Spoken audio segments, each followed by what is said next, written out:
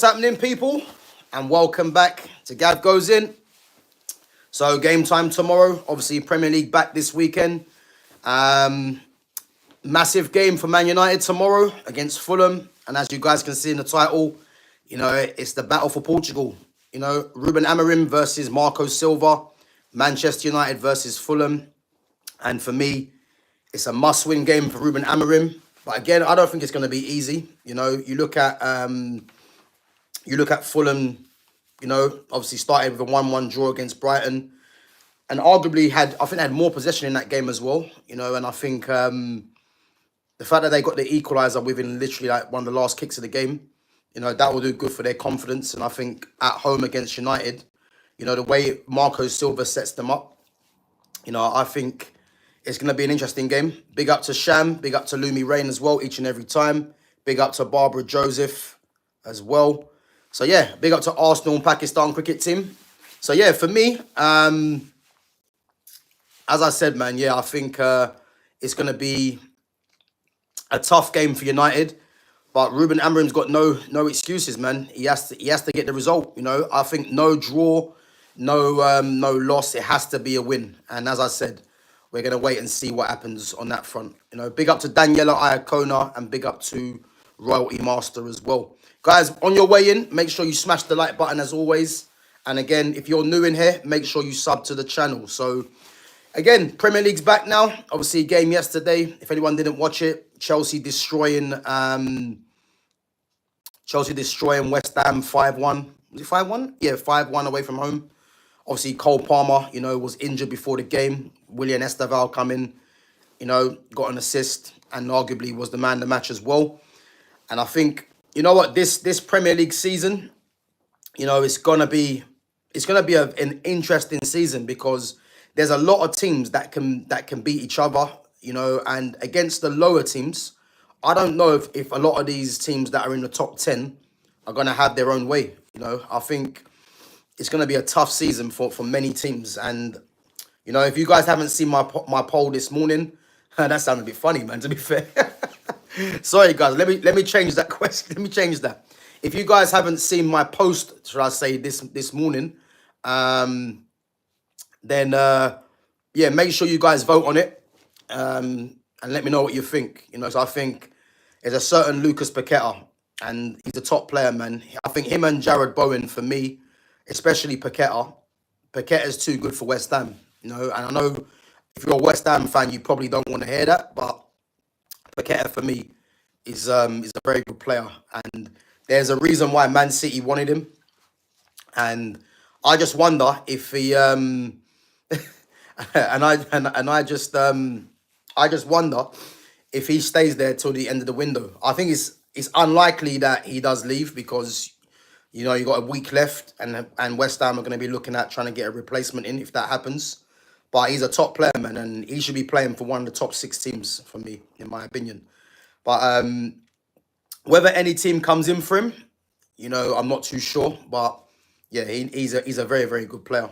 So yeah, go through some of your questions and then or your comments, and then we're gonna get on to the lineup, Man United's potential lineup, because I've got a few suggestions that I think this manager might do, which might be a bit of a surprise to people, but we're going to get through it anyway. So Lumi says, Marmoush and Cherky both start today. Foden back on the bench. Yeah, listen, I heard that, and again, I'm surprised because there was reports saying that Rodri was going to be out for, he's not coming back till mid-September. And Rodri's actually on the bench. Foden, as Lumi's just mentioned, is on the bench. I think you got Doku on the bench as well. And to be honest with you, the team that Pep is starting with, this is what I like, because Pep is showing intent. You got Reinders and Nico Gonzalez in the midfield, Cherky in the 10, Oscar Bob on the right, Erling Haaland through the middle, and then Omar Marmoush on the left. And as I said, they've got some real talent. To think they got Bernardo Silva on the bench. You got Rodri, Foden, who plays like Doku and that as well on the bench. Like, their squad is looking good. The back four, Rico Lewis, John Stones, Ain't Nuri and Ruben Diaz, and there's no Josko Gavardio as well. So they're missing players, and that team already looks that strong. Gavardio obviously must be injured because he's not even on the bench. You know, they've got Ake, Kusanov, Edison's on the bench as well. So yeah, they've got a strong team, man. So I think at home it's gonna be a tough game for both teams, I believe, because I think, you know, Tottenham will be setting up to be quite compact at the back as well. But I think you have to fancy Man City, man, with the quality that they've got in their team. So yeah.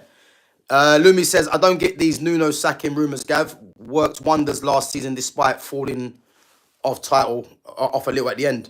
But yeah, I've heard that there's problems with Nuno Espirito Santo and the board.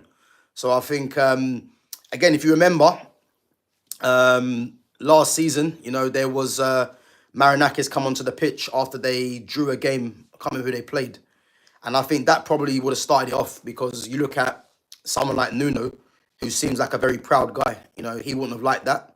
But I've heard there's been things like Nuno wants certain players, and they've basically said they're going in for the player, and more or less just try to pacify him by not going in for the player. Like, I've heard rumours like that. Whether that's true or not, I'm not too sure. But yeah, there's been rumours that they could be looking to move him on. And the name that I've heard, you know, is Postecoglou.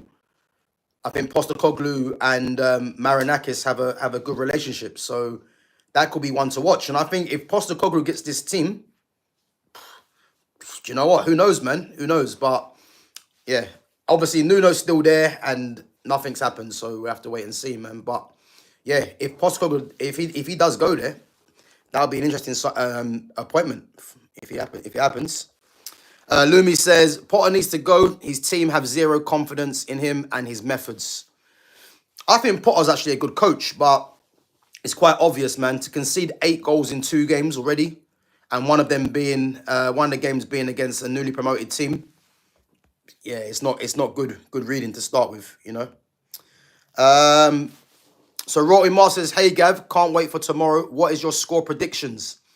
I'm not sure, bro. What I'll do, I'll go through the potential team. I'll go through my team, and I'm gonna go through the team that I think Amorim's gonna pick, and then I'll go through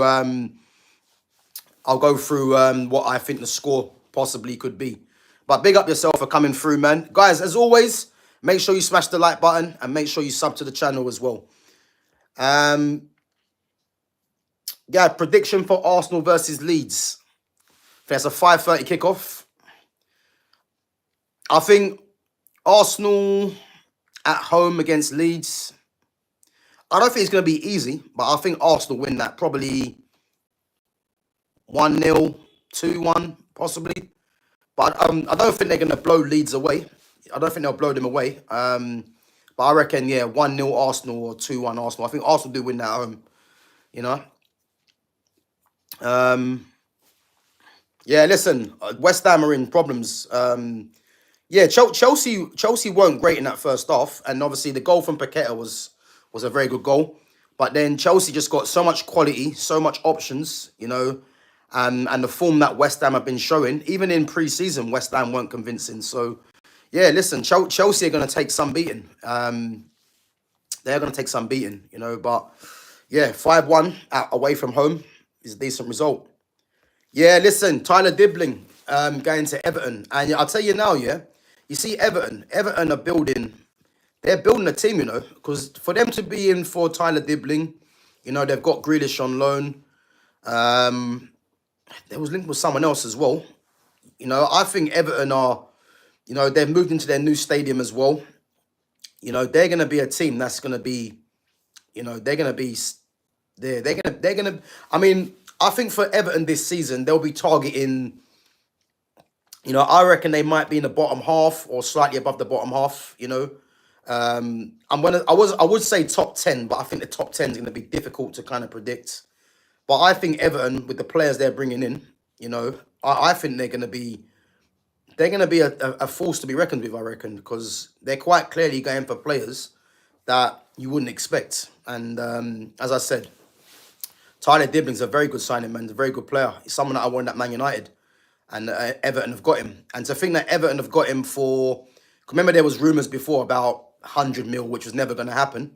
But I think they've got him for like 42 mil, 45 mil, something like that. So that's a very, very good signing.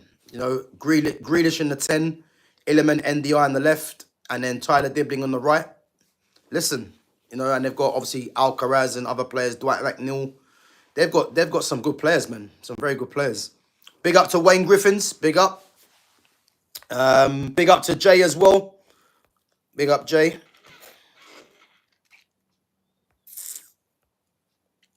Let's go through some. Crazy to think Liverpool's net spend is lower than Arsenal because they sold Doak, Muniz, Luis Diaz, and Quansah for this much. Yeah, man. Yeah.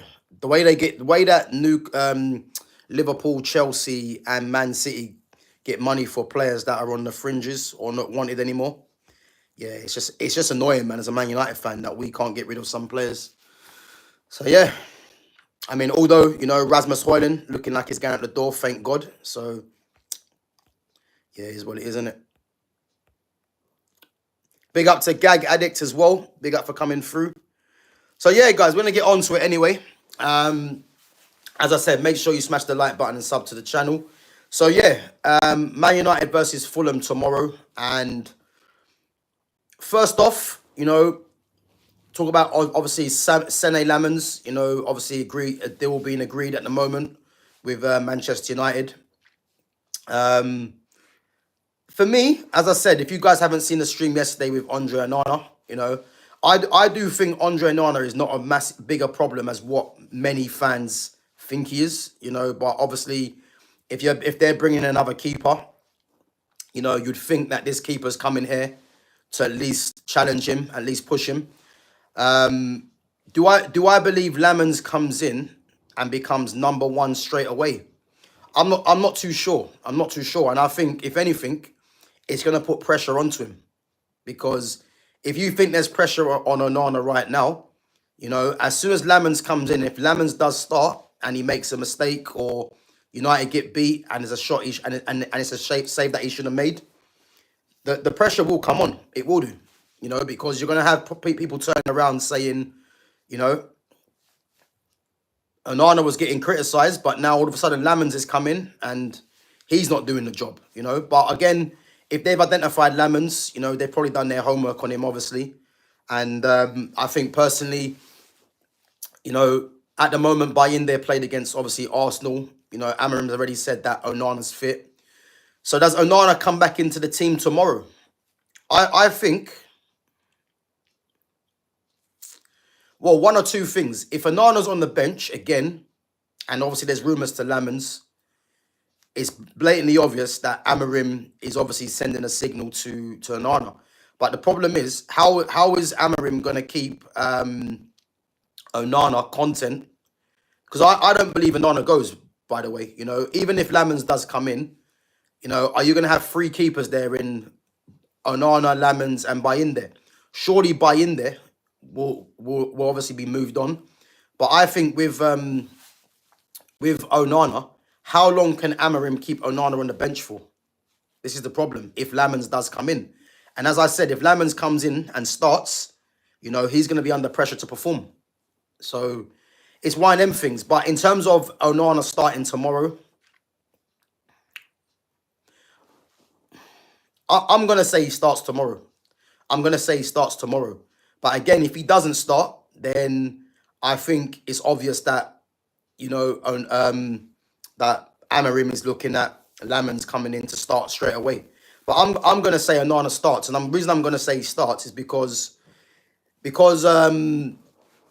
I think the fact that Bayinde was involved in the mistake against Arsenal, that might be playing on Amorim's mind in a sense of making a change, you know.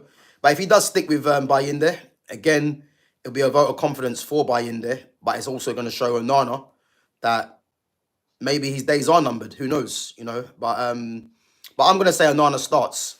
I think the back three, I don't think there'll be too much change. You know, I mentioned, you know, Luke Shaw again. Luke Shaw, when he's fit, he's actually a very good defender. He is. There's no doubt in that, you know. But again, how long is he going to stay fit for? And I think the problem with with Luke Shaw is that he's always going to be, you know, an injury away from getting criticised yet again. And, you know, I think we can't, well, basically you can't put your trust in Luke Shaw, let's face it. But the fact that he's come from being injured and all of a sudden now, you know, he's back in the lineup, it is funny. But I'm gonna say Amorim keeps the same back three. I think Luke Shaw, De Ligt and Yoro all play. De Ligt and Yoro definitely, which means Maguire back on the bench. Actually, you know what? I'm gonna change my mind. Actually, I just thought of something, guys. You know what? I could be wrong, but I've got a feeling he's gonna play Harry Maguire tomorrow. I just clocked something, and I think he plays Harry Maguire because of Raul Jimenez and Muniz. One of them's gonna start, and I think because of their aerial threat, I think he might play Harry Maguire. So do not be surprised. Sorry, do not be surprised, guys, if he plays Harry Maguire as one of the middle three, Lenny Yoro on the left-hand side, and then Matthias de Ligt as a right-sided centre-back. So, yeah, don't be surprised if he actually changes that up. Because I think because of those two strikers and their aerial threat, I think that he might be thinking of that, you know. So, yeah, if we just go through Amorim's team first. So, I think he could play Harry Maguire tomorrow. Harry Maguire, de Ligt, and Lenny Yoro as a back three. Wing backs, Patrick Dorgu's going to play. Right wing back, he has to play Ahmad. He has to play Ahmad. If Ahmad's on the bench again, then I think serious questions need to be asked of what's going on. Because Ahmad has not signed a new contract to be on the bench for Diogo Dalot. The only reason I'm saying I'm not sure if Ahmad starts is because Man United are away from home. And again, if you think of who's going to play on that side, Alex Iwobi probably, Adama Traore, not too sure. I think because Iwobi plays and because Ahmad's tenacious, I think he'll play Ahmad tomorrow.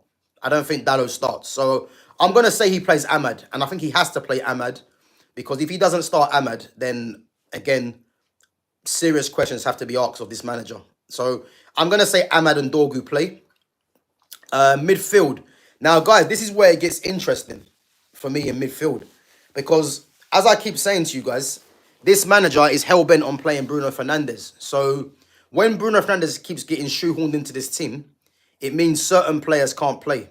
So, if I'm going to say Bruno Fernandes is going to play central midfield, Kobbie Mainoo's not going to play, you know, which means you're looking at Ugarte or Casemiro partnering Bruno in midfield because you can't have Bruno and Kobbie Mainoo as a midfield too. So again, this is what I'm trying to say to you guys. This is a problem for the likes of Kobbie because as long as Bruno keeps playing, Kobbie's not really going to play. And then if Bruno does play in a 10, that means Sesko's not going to play, Xerxes not going to play. So again, people need to realize what a massive problem Bruno Fernandes is. Because as long as he plays, you can't have Sesko and Xerxes playing, and then Kobbie can't play. So Bruno's actually directly impacting the midfield and the 10s in certain players who can't play. Because Cunha and Mbeumo are going to play, which means you've now got one space left. And then if you play Bruno in midfield, you're not going to play Bruno and Kobbie. So this is the issue that the team has. So for me, he's gonna play Bruno and this might surprise people. I've got a feeling he's gonna go for Ugarte. And I tell you why. Because if you look at Fulham's midfield, you know, Sander Berg's gonna play in there, very press resistant, very good player.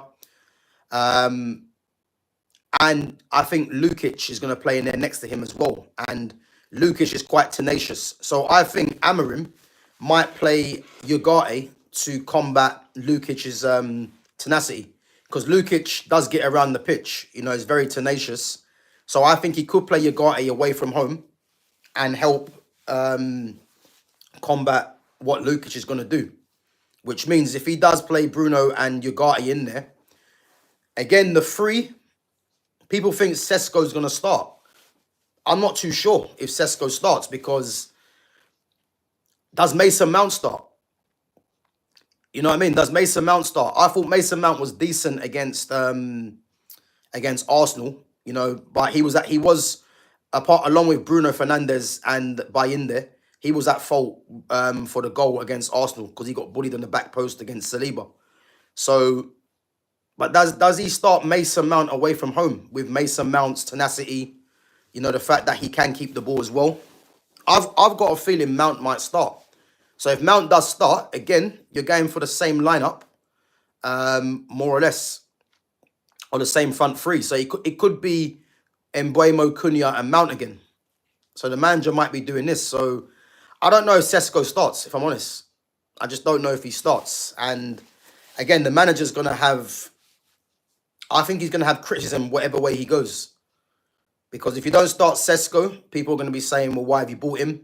You know, Joshua Zirkzee back as well. So where does he figure into this? Because for me, he should be the main striker. He should be the main striker, and then played either side should be Mbeumo and Cunha. Kobe, there's no point talking about Kobe Minu because Kobe's not going to play. He's going to be on the bench. I'm 100% certain of that. He's on the bench. Casemiro, not mentioned, 350. But I just got a feeling that Ugarte might start ahead of Casemiro because of his legs away from home. So, yeah, that's one to think about. I mean, the team that I will play, you know, personally, I'd play Onana in goal. The back three, I would play Lenny Yoro as a right-sided centre-back. Matthias de Ligt in the middle of the three. And then the left side, yeah, you'd pick between either Luke Shaw or Aiden Heaven. I think I like Aiden Heaven. I do like Heaven. But maybe because away from home, Luke Shaw's experience might prove valuable. So yeah, Luke Shaw Heaven I'd go for. You know, I think Heaven's is probably the future, but Luke Shaw still has the experience, and Luke Shaw is actually a decent defender as well. So yeah, either one of them, but definitely Yoro and De Ligt. Wing backs, yeah, Dorgu and Ahmad, even though I hate Ahmad in the wing back role in this team, but them two for sure. The midfield, see, I would play Casemiro and I would play Kobe Minu. I'd play Casemiro and Kobe Minu, even though I know Kobe's not, I don't rate Kobe as an 8 or 6 in this system. But I think based on how Bruno performed, based on how shit Ugarte is, I think Kobe Minu can't do any worse, really. You know, and I think a Kobe and Casemiro midfield, you know, isn't too bad. I think, you know, I think if, you know, if they play a bit more compact and play more as a partnership, I would say, then it isn't too bad. But I think the way that this manager wants to play with the high press, you know, it's always going to leave gaps. So yeah, I would play Kobe and Casemiro in there. And in the front three, I'd play Mbeumo, Cunha, and Joshua Zirkzee. I think Man United just need to be getting the best players on the pitch at all times, you know. And then people might say, well, where's Bruno Fernandes? Like, again, I don't rate Bruno Fernandes. I never have done. So he doesn't play for me because he's just very careless in possession and he's very ill-disciplined. And the fact this manager keeps trying to shoehorn him into this team is an issue, you know. So that's the team that I will play. But as I said, I think he's going to play... I think he's going to play Ugarte and Bruno together. And then Mason Mount possibly starts. If Mason Mount doesn't start, then he's going to start Zirkzee, Cunha, and Mbeumo. Sesko, Cunha, and Mbeumo. That's what he's going to do. But again, man, it's going to be an interesting lineup. But one thing's for sure, he has to win the game. You know, no ifs or buts. He has to win this game because if he doesn't, you know, Burnley at home, you'd expect United to win that. But then you got City, you've got Chelsea after that. So, yeah, it's a must-win game. Must-win game. Let's go through some of your comments. Tanaka is very underrated. He plays for Leeds, doesn't he? Central midfielder. So, Lumi reckons Chelsea could be top 5 this season. Yeah, listen, that'll be the target. I think Chelsea will be looking at top 3. I think top 5 is not good enough for the amount of money they've spent and the squad that they've put together. Yeah, I think definitely top 3 is a minimum.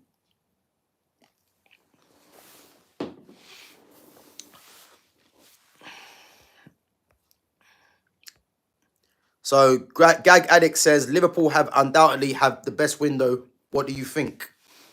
Um, yeah, possibly. I'd say along with Man City. You know, I think for me, start of the season, I said with the signing of that they've done, Kirkes, Frimpong, Florian Wirtz, and Ekatike, in comparison to Reinders, Cherky, and Ait Nouri, I said, because you look at all those signings there, you know, that's 7 good signings by both teams. And I said that Liverpool, for me, are the slight favourites going into the season. I think from what I've seen so far from both teams, Man City and Liverpool, Man City are going to take some stopping, you know, and I don't believe Man City are done spending either, because you look at the likes and the money that they've got from players. McAtee's gone out for what, 30 mil. Grealish has gone on loan. There was someone else as well. Savinho's been rumoured to be going as well. So if that happens, definitely with Savinho, they're going to go into the market and spend again. So, yeah, I'm going to say right now, as it stands, I think Man City are going to be the team to beat. They'll be the team to beat. I just looking at City's, you know, the players they've brought into the team, they might go and spend, and how they've performed against Wolves, they're going to take some stopping. So I'm going to say Man City right now are the slight favourites. But again, if Liverpool manage to get an Isak, you know, or whoever, you know, it could change it. But I think as it stands right now, I think City for me are the slight favourites, man. Definitely. But big up to Gag Addict. Few rumours of Martinelli to Saudi. I mean, I've not heard that, but I don't rate Martinelli anyway. You know, he's just a pace merchant, really.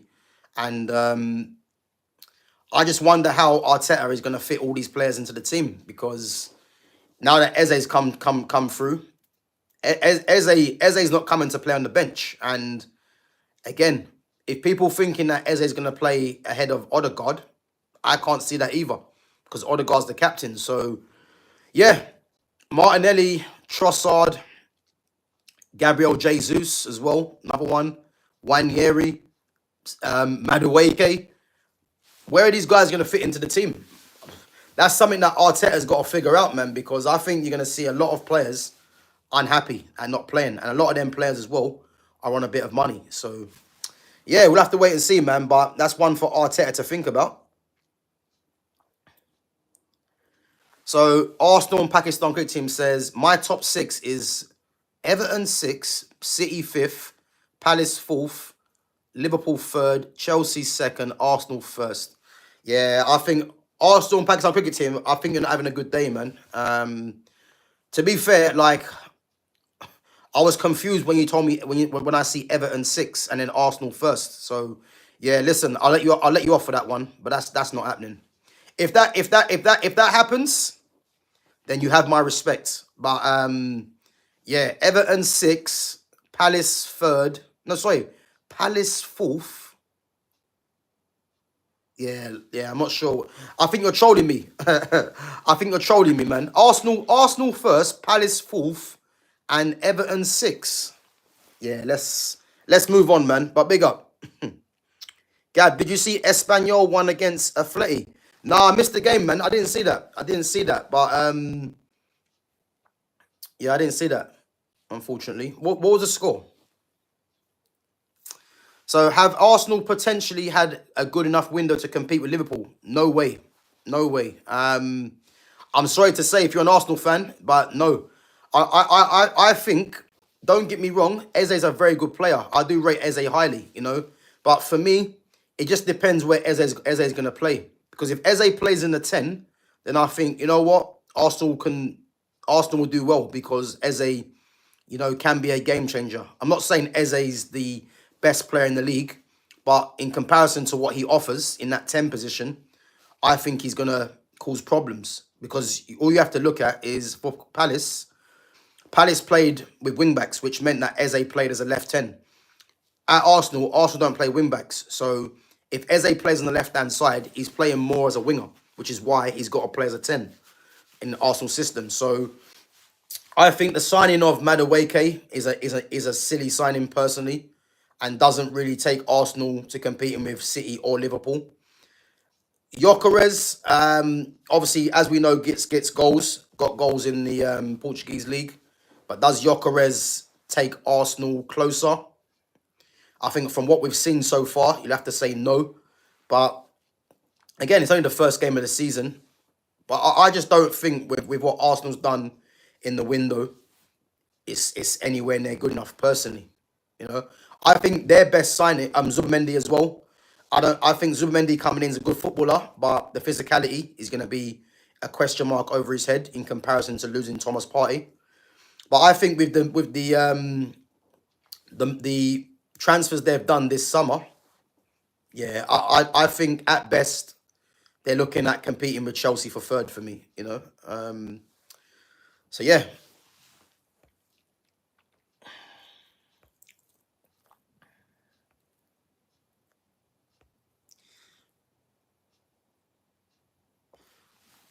Just going through some of your questions. Guys, come on. There's 26 of you in there. Let's at least get 20 likes, guys. So smash the like button if you're enjoying the content. Sorry, 28 of you. At least smash the like, guys, if you're enjoying the content. Just one press of the button. And make sure, guys, you sub to the channel. And keep your comments and keep your questions coming in as well. Big up to Niche Fan. Says, I need Mainu in the team. He's our best player. Beautifully cluttered and cerebral. I think it's too premature, really, to say that Mainu is the best player. I think Mainu is a very, very good player, very talented, but he's not Man United's best player.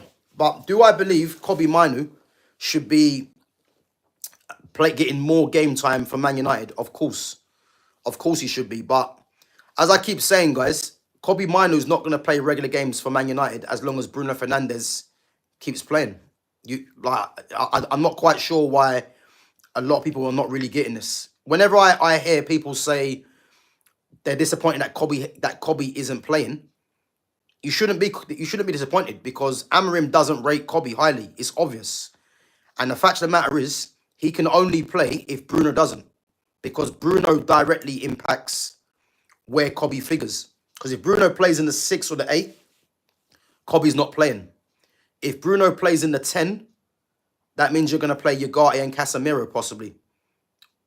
Or Mainu might get the odd game. But that means if Bruno plays in the 10, you're going to leave a Sesko on the bench, a Xerxes on the bench, and even a Mason Mount as well. So as I said, Bruno's a massive problem for certain players. So Kobbie Mainu, as I mentioned the other day as well. And guys, you've heard it here first. If Kobbie Mainu signs a new contract, I reckon it's going to be off the back of him potentially knowing that Amorim is not going to be here for the long term. Because otherwise, for your career, why are you signing new contracts? Because as long as Amorim's here, Kobbie Mainu's not going to be playing regularly. Because the manager has too many players that he has to try and play or keep happy. And unfortunately, Kobbie Mainu is going to be one of those players that is going to be sacrificed, unfortunately. If the manager didn't have a fascination of playing Bruno Fernandes, then it'll be a case of, you know what? Yeah, I can see Kobbie getting into this team. Kobbie's not getting into this team. He's not. He's not going to get into this team. Because, as I said, Bruno Fernandes is going to play under this manager. So unless the manager gets changed, Kobbie's not playing, unfortunately. And this is the thing.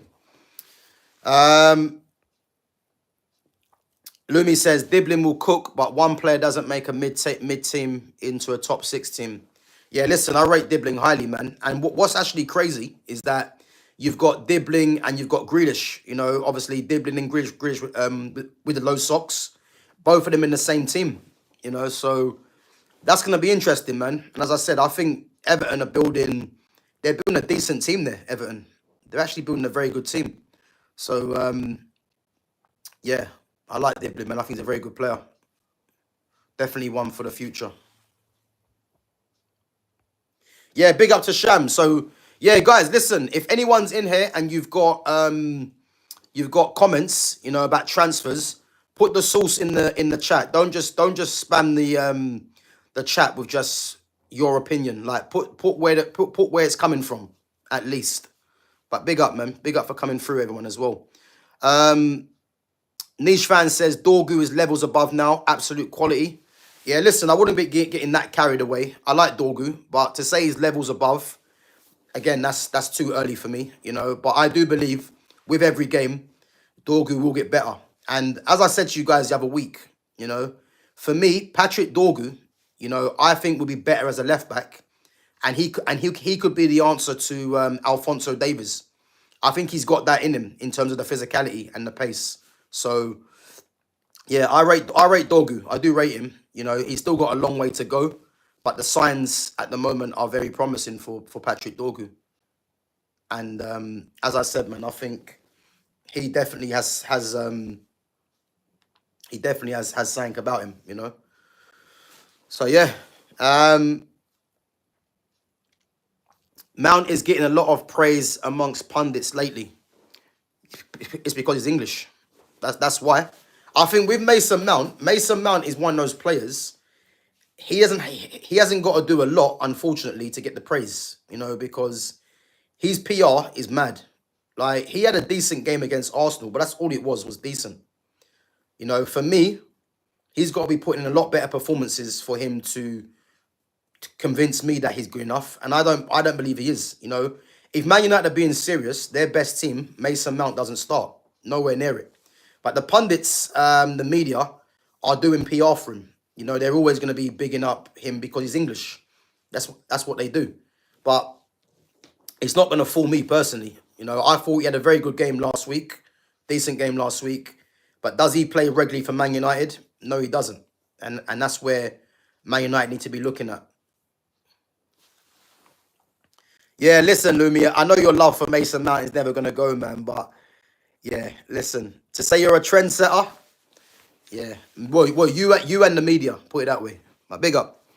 This manager practices nepotism. I won't be surprised if he plays Dallo and the midfield of Bruno and Casemiro. Yeah, listen, I wouldn't be surprised if Dallo starts. The only reason I'm saying Ahmad starts is because Ahmad on the bench twice in a row. Like, a lot of fans are not going to be happy with that. And I think because it's Iwobi as well, Iwobi is quite industrious. Ahmad is a 10 for me, but he's industrious as well. I think that's why he might play him. But I think if it was, let's say, up against the Man City or a Liverpool, let's say, then I'm not sure if it's away from home, Ahmad would start in that position. But I think away to Fulham, the fact that Ahmad was on the bench last game, I think Ahmad starts, you know. And again, I'm not saying Casemiro won't play with Bruno in the midfield, but just be aware that Ugarte could start because of being away from home and the fact that you got Sasa Lukic in midfield, who is quite tenacious, you know, and gets around the pitch. And Amorim might be thinking of putting Ugarte in there to combat that. Who knows? You know, but I think if Casemiro starts with Bruno, I'm not surprised.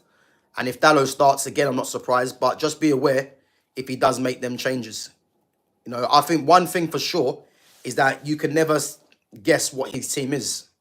And I think that's a problem because the team he plays consistently, you know, I don't rate really, if I'm honest. And again, you can never guess what team he is going to play. So it's a problem. Niche fan says Ahmad has to start. He's just too good not to. I agree. Even though I hate him as a wing back in this system, he does have to play for me. And I'm confident that he does start. But again, if he doesn't start, this manager's going to be he's going to be in problems. Wayne says, I can name 19 managers better than Ruben Amorim in the EPL. Yeah, but listen, I think it's easier to go through it like this. You look at Arne Slot and you look at Pep, they're both better than Amorim. Eddie Howe, for me, is a better manager than Amorim. Arteta, I mean, that's a good one. Arteta. I don't know, really. I mean, Arteta's probably slightly better than him, I would say. Thomas Frank's a better manager than Amorim. Unai Emery's better than Amorim. Who else is there? I'm trying to think of managers in there. Yeah, I can't remember all the managers, but listen, I don't really rate Amorim, if I'm honest. Like, I've never changed my mind. I think from what I see last season was unacceptable. And I think first game of the season against Arsenal, I think people got carried away with the performance. I thought United played better than Arsenal, but was that more of Arsenal being poor, or was that Arsenal, or was that Man United making them look poor? I think it was more Arsenal didn't really turn up, but still got the win, and United just had better passages of play. I think, but ultimately they lost the game. Can United bring that into tomorrow's game? That's what's going to be looked at. And for me, if they don't get 3 points, I don't want to hear people say, "Oh, but we played well." Nah, that'd be 2 games and 1 point or 0 points. So this is what's going to happen, And obviously, as I said, because you got City and Chelsea coming up, the next 2 games are must wins. So he has to do that for me. So Nish fan reckons the team should be Anana, Dorgu, De Ligt, Yoro, Mazraoui, Ahmad Yagate, Mainu, Cunha, Xerxes, and Buemo. Well, Mazraoui's not going to play because I think he's still out injured. And to be fair, that team you've picked, do you know what? I wouldn't disagree with it. Like, I think personally, that's probably United's best team. I think the only change I'd possibly do is Yagate is Casemiro for Yagate.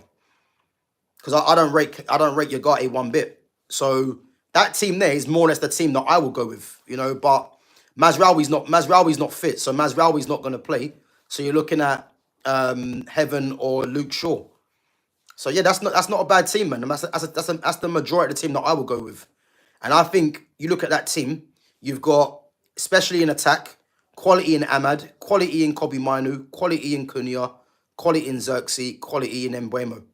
And that's balanced for me as well. You've got 2 wide forwards in Cunha and Xerxes, and Cunha and Mbeumo, that can score goals and will score goals.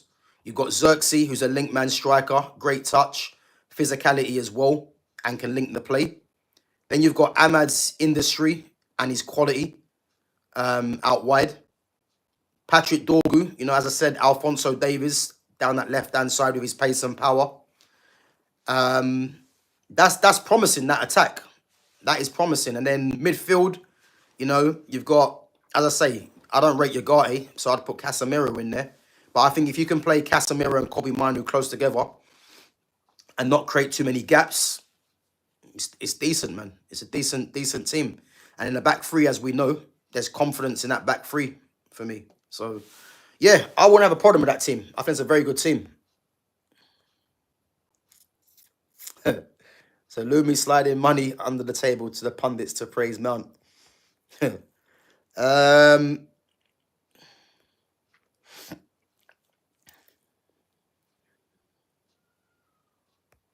So Kobe Mainu is by far our best player. Yeah, I mean, niche fan. Listen, as I said, man, I'm a massive fan of Kobe, but he's not United's best player. I think that's overdoing it, man. Kobe's still growing, man. He's still growing into the game. And as I said, he's a very, very good player. But to say he's the best player, he's not. He's not better than Ahmad for a start. So that's not true, man. But do I believe he deserves to play? He does. But as I keep saying, as long as Bruno plays, Kobe's not getting game time. That's a fact.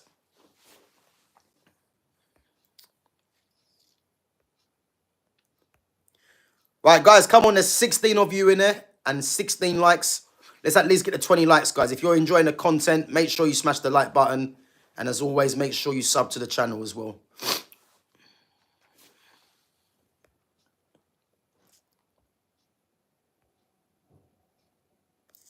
Big up to Chrisamark as well.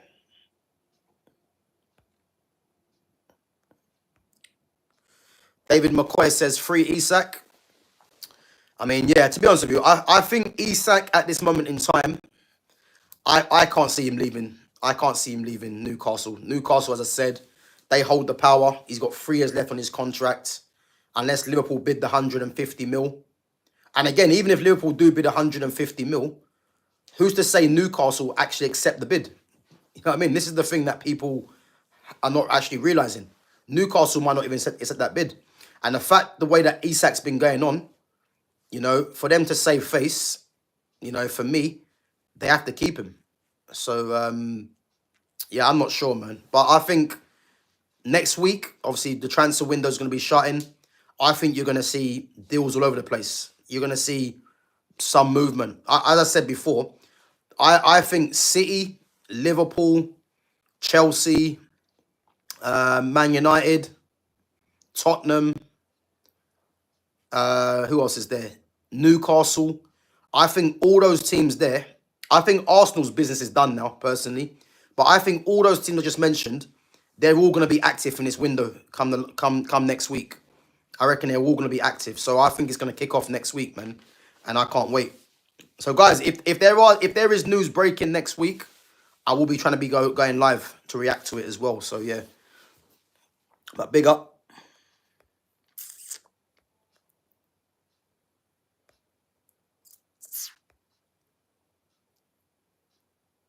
So Chrism Ark says only injuries can stop Cunha from being United's most impactful player this season. Yeah, yeah, I would agree with that. But I think United have, some very talented players in their team. Cunha, Xerxes, Ahmad, Embuemo. You know, these guys are high quality players. You know, Kobe Manu as well is in there, but again, I think out of all the players, he might have the toughest job, Kobe Minu, of getting into the team because basically Bruno Fernandes is directly in his way, as I keep saying.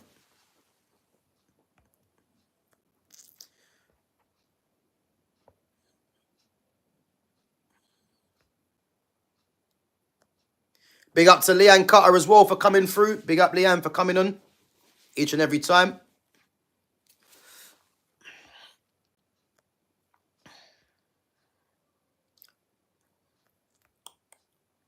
So Niche fan says Xerxes levels above Sesko.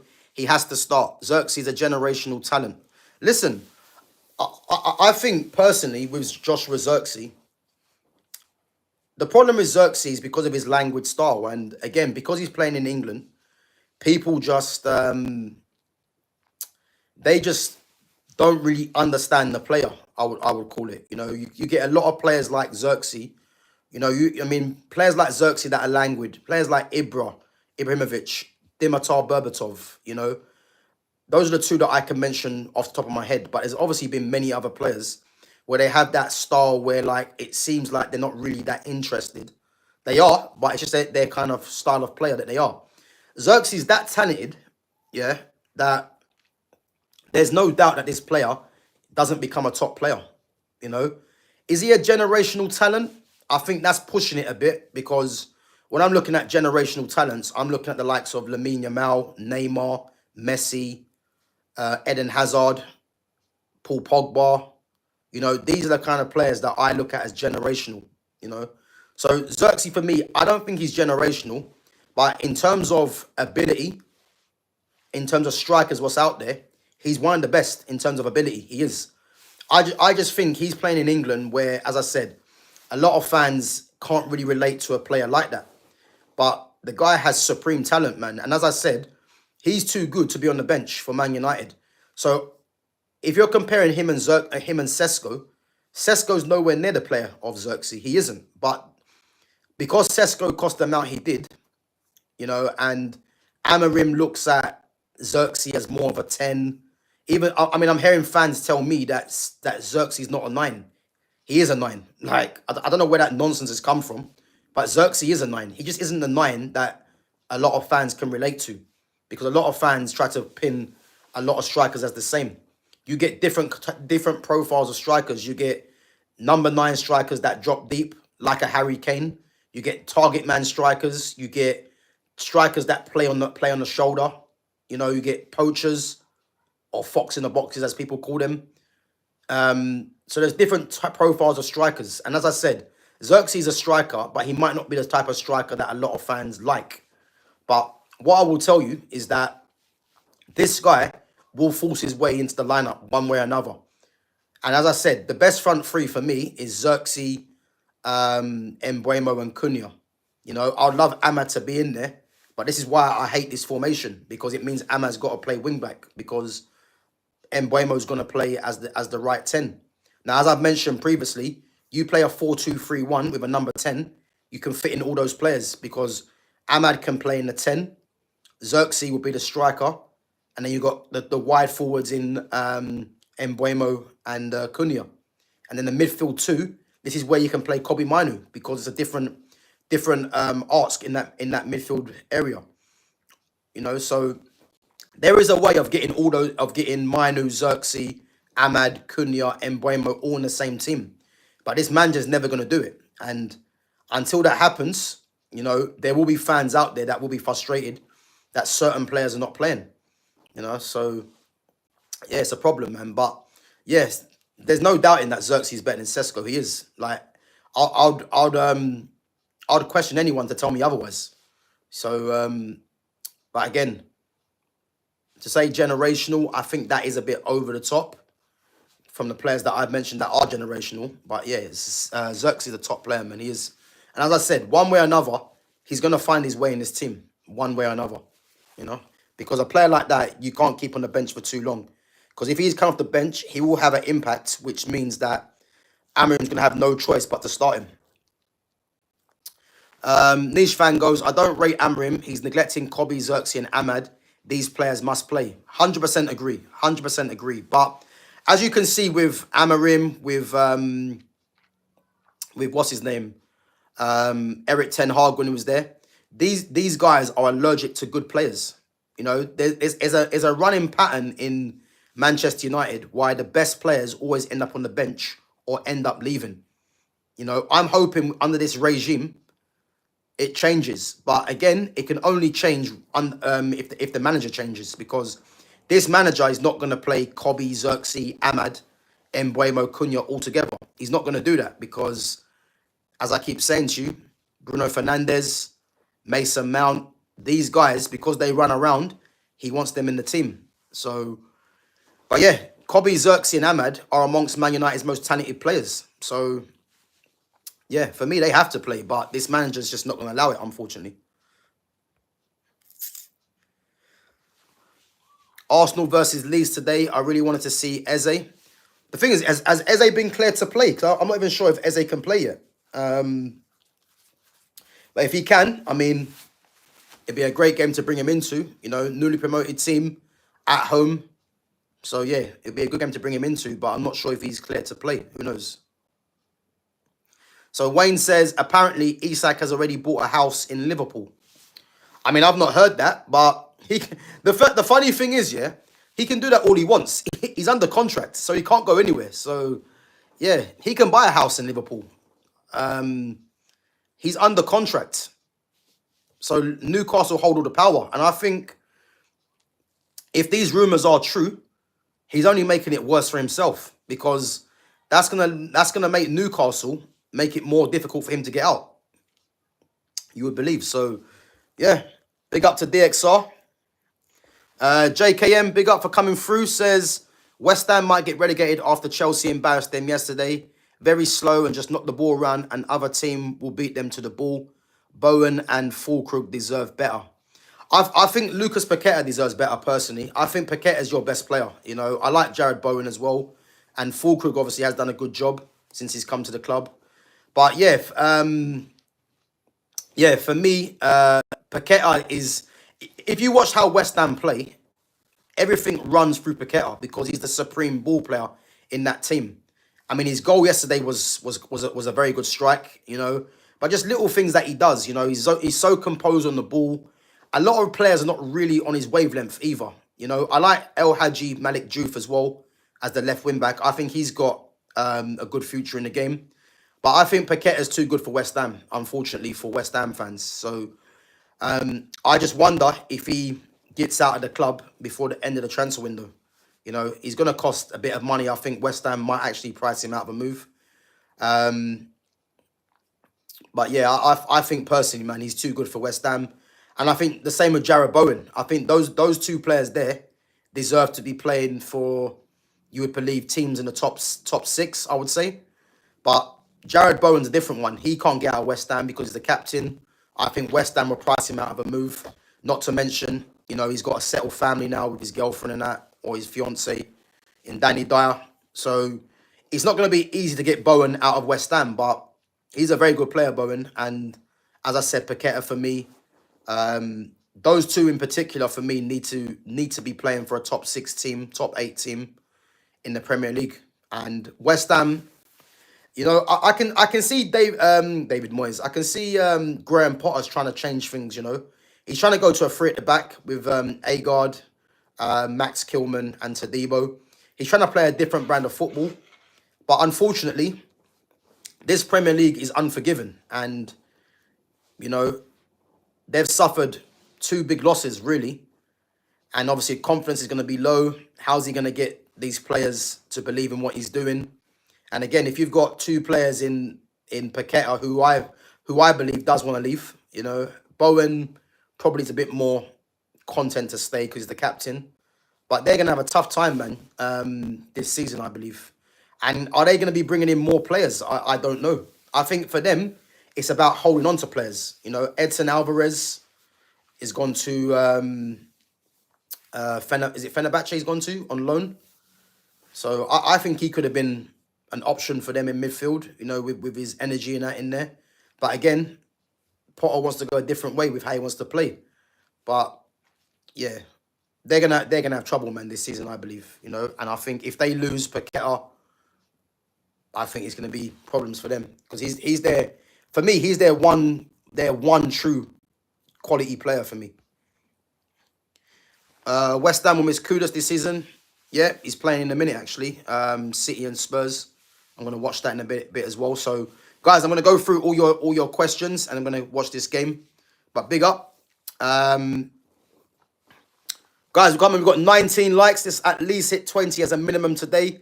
So if you're in there, just make sure you smash the like button and make sure you sub to the channel as well.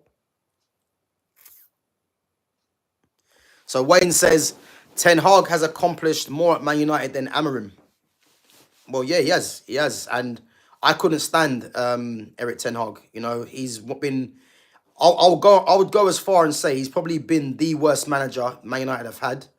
But Ruben Amorim is pushing him very close because there's nothing that's making me forget about last season.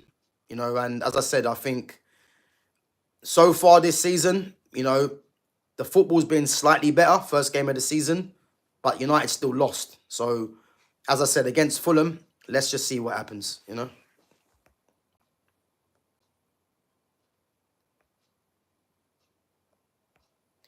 So, DXR says, Liverpool don't need Isak, do they now? I mean, obviously, because Ekatike's there and performing well at the moment. I mean, you can never have too many good players. That's what I will say. But I just don't know if Isak leaves Newcastle, man. Because, again, unless they're going to put the money down, unless Newcastle feel that, you know, they can get a replacement. The power's in their hands, I keep saying. He's got 3 years left. So, yeah, it's one of them things. So Gunners fan says Leverkusen also plays today. Yeah, listen. Listen, I ain't watching Bayer Leverkusen. You know, no more Florian Wirtz. Xabi Alonso's not there no more. And I ain't watching Eric Ten Hag, man, that's for sure. So, yeah. But Bayern Munich are going to win the league again. There's no surprise there. They're going to walk the league, I think. Because I think they've got the best players. You know, Elise, Kane. I know Musiala's out injured. Oh, yeah, Boniface is gone now as well to AC Milan. That's another player. So, yeah, they're going to struggle, man. And, well, they won't, I don't think they'll struggle. But for me, personally, it's going to be between them, I don't know, Leipzig, Dortmund, whoever comes second to Bayern Munich. But, yeah, man, they're not going to do nothing this season for me. So JKM says Potter may be the first manager sacked if he can't get points versus Forest, Spurs and Palace. Guido Rodrigo should be starting over Souček, physical over slow. Yeah, I mean, with Souček, obviously Souček's experience in the league. You know, he is a goal threat as well. I think that's why he probably gets more game time. I think as a footballer, he's not very good, you know. But yeah, no, I think does Potter be the first manager to get sacked? I'm not too sure. I'm not too sure because this might be a bit of a surprise, but Ruben Amorim's going to be in there as well. Because again, guys, I'm going to keep telling you this. You know, Amorim for me, he needs 7 points for me to be safe. You know, from the next 4 games, in my opinion, he's already 1 game down. So this is why the Fulham game is crucial. Because if he doesn't beat Fulham, he now has to beat either Chelsea or Man City. So this is why the Fulham game is interesting. Because to be honest with you, if he doesn't beat Fulham but beats Burnley, well, we would expect you to beat Burnley. You know what I mean? Burnley are newly promoted. You're at home. You've brought players in. They should be beating Burnley. But for me, it means you've got to beat City or Chelsea. And this is what I'm trying to say to you. This is why I think this game more than any other game, the Arsenal game was crucial, yeah, because of rivalry, etc. But this game tomorrow against Fulham is going to be one of the key games in Amorim's career for me. Because if he doesn't beat Fulham, he has to beat City or Chelsea. And the first 5 games is going to be looking bleak for him, let's be honest. So, Gunners fan says, I think one of Tapsoba or Hincapié might leave too. Yeah, listen, Tapsoba's a good defender. I do like him. I'm surprised he hasn't moved. Hincapié, again, left-sided centre-back, left-back, you know. Who knows? I mean, I haven't seen both players being linked to anyone, but what I would say is, yeah, it's going to be interesting. Yeah, Amin Adli as well went to Bournemouth. Yeah, he's a very good player. Again, Amin Adli was the one that I was talking to you guys about when, why I said if you look at what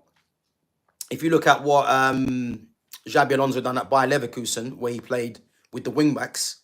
The reason why I said Arda Güler, well, the reason I said Rodrigo might not figure as much is because Xabi Alonso played with a left-footed player on the right side of the attack, which was Amin Adli at Bayer Leverkusen.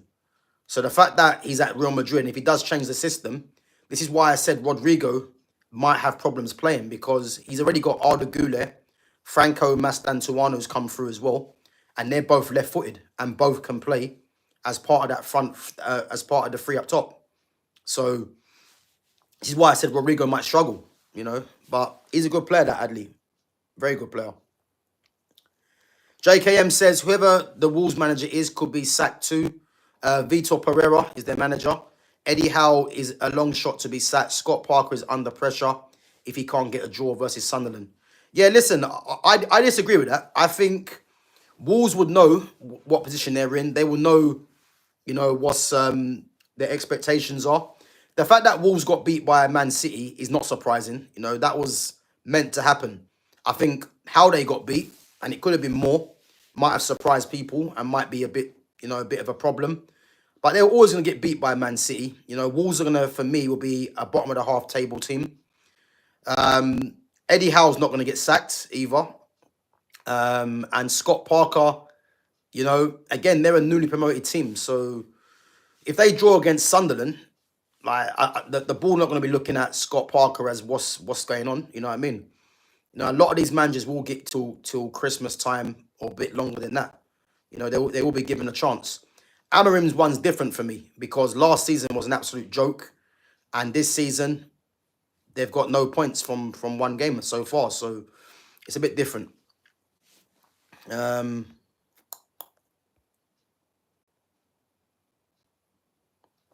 Big up Sham. Sham says Bayern beat Leipzig 6-0 in the Bundesliga opening yesterday. Kane got a hat-trick. Diaz scored 1, assisted 2. Elise scored 2 and Gnabry assisted 2. Bayern have it in the bag, having the bag. Yeah, listen, man. Yeah, I see the highlights. And, you know, when I see Michael Elise at Bayern Munich, you know, that's one thing that frustrates me. The only thing I would say about the Elise one is I wouldn't want to see Elise in Although he'd be playing as a right 10 anyway. But at least say in a three at the back system, I don't know. But as I said, he'll be playing as a right 10. But the fact that Elise is not at Man United, you know, is a problem, because that guy was always good. You know, he was always gonna be special. And Man United fumbled it for me. They fumbled it. Could you imagine having Elise and Ahmad as the two options? You know, I like Mbeumo, don't get me wrong, but I would have preferred Elise for me, 100%. But yeah, man, he's a top player. Harry Kane, as we know, you know, Harry Kane's an absolute goal machine. I think Harry Kane's got something like 56 goals in 55 games or something like that. He's got more goals than games he's played in the Bundesliga. Ridiculous player, man. Ridiculous goal scorer. So yeah, man, it's frustrating. And obviously Diaz as well, you know. Yeah, he's a good signing and someone they needed actually on that side of the pitch. So yeah, man, it's Bayern Munich are going to win that league easily, you know. And to think that they've got Musiala, who's out as well, you know, if he comes back in, yeah, they've got the league sewn up for me. Gunners fan says Boniface cost less than 30 million. Surprised only one team went for him in the 23-24 season. He has 22 GA in 23 games, better than Sesko. But again, Gunners fan, I'm not sure if you guys have seen my, because there was a stream that I done, and I compared the three Victors. You know, it was Victor Gyökeres, Victor Osimhen, and Victor Boniface. And I said, why United not going for Victor Boniface doesn't make any sense, because all the links were linking United to Gyökeres and to Osimhen, and Boniface is younger than all them. And I think for what United needs, I think Boniface would have been a better fit for the likes of Mbeumo and Cunha that were rumoured to be coming in. So I was surprised that United didn't go in for Boniface, but there was no kind of talk about Boniface. Obviously, now he's at AC Milan, which I think he'll do well there. I think as well, you know, the fact that Sesko was brought in and Sesko had, 13 Bundesliga goals and cost more money, just shows you the whole thing doesn't make any sense, because I just don't understand why Sesko would be brought in and Boniface is not even been looked at. It's odd. It's odd for me. So, but yeah, listen, Sesko's here and we're going to have to see what he does. But yeah, Thomas Frank's a very good manager, man. Just watching City and Tottenham now. Listen, Tottenham are going to have a good season. You know, I think City probably win it today. You know, if Tottenham don't lose, I wouldn't be surprised. But I think City might win it today. But I still expect Tottenham to have a very good season. I do. JKM says Gyökeres will do good in the Champions League. He's proven there. We will see if he produces in the league. Leeds is a good start. I wouldn't say Gyökeres is proven in the Champions League. Where's the proof to say that he's proven in Champions League? I think he has scored a couple of goals, but to say he's proven, I think that's a bit, yeah, I'm not sure if he's proven, you know. He's proven in the Portuguese league, I'll tell you that, but, ooh, unlucky. So JKM prediction reckons 2-1 Man City, yeah, I could see that. But guys, before we wrap up, my predictions tomorrow for Manchester United versus Fulham. I'm going to say